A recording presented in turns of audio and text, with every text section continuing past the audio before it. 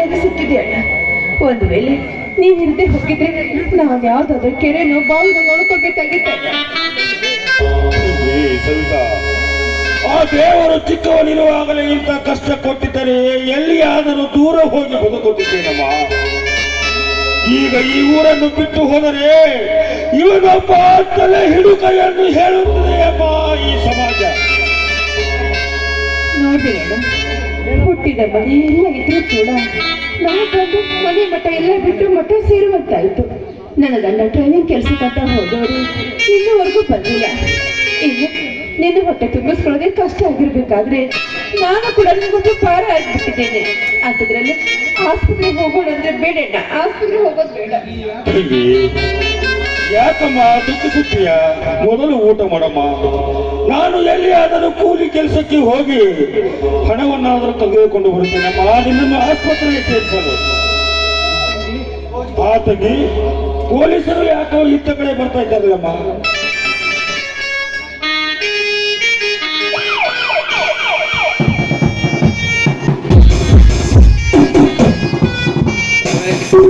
Ramesh, you are under arrest. ಯಾಕೆ sir? ಯಾವ ಕಾರಣಕ್ಕಾಗಿ?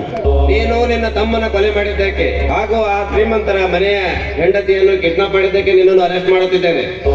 ಯಾವ ಕೊಲೆ ಸರ್? ಯಾವ ಕೊಲೆನೂ ನಾನು ಮಾಡಿಲ್ಲ ಸರ್. ನನಗೆ ಒಂದೂ ಗೊತ್ತಿಲ್ಲ.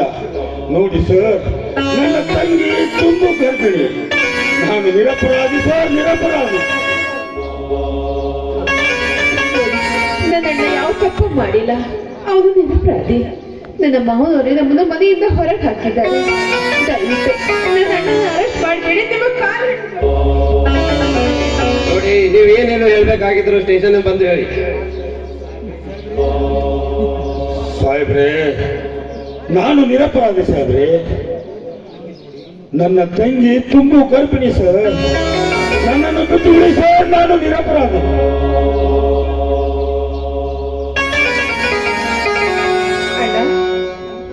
ನೋಡಿದಣ್ಣ, ವಿಧಿಯಾಟ ಎಷ್ಟೊಂದು ವಿಚಿತ್ರವಾಗಿದೆ. ಅಣ್ಣ, ನೀನ್ ಯಾವ ತಪ್ಪು ಮಾಡಿಲ್ಲ ಅಣ್ಣ, ನೀನ್ ಯಾವ ತಪ್ಪು ಮಾಡಿಲ್ಲ.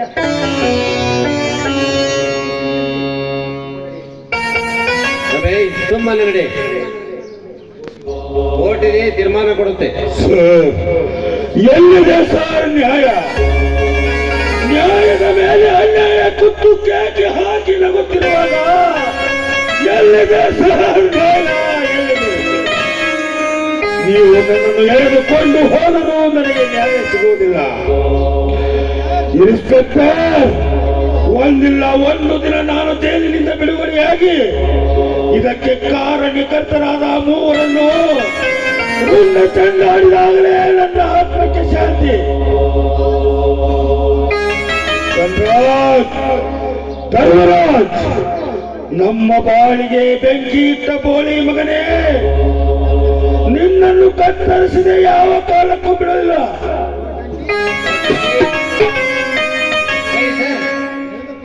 ಕೋರ್ಟಂಟಿ, ಇವನನ್ನು ಎಳೆದುಕೊಂಡು ನೋಡಿ.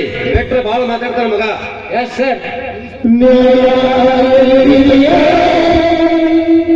ಇನ್ಸ್ಪೆಕ್ಟರ್, ನಾಲಿಗೆ ಹಿಡಿತದಲ್ಲಿರಲಿ. ನಿಮ್ಮ ಕೆಲಸ ಮಾಡುವುದಷ್ಟೇ ನಿಮ್ಮ ಧರ್ಮ.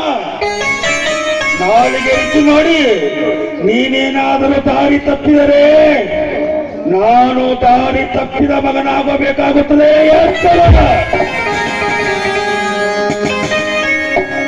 ಬಿಸಿ ಎಳೆದುಕೊಂಡು ನಡೆಯಲಿಲ್ಲ.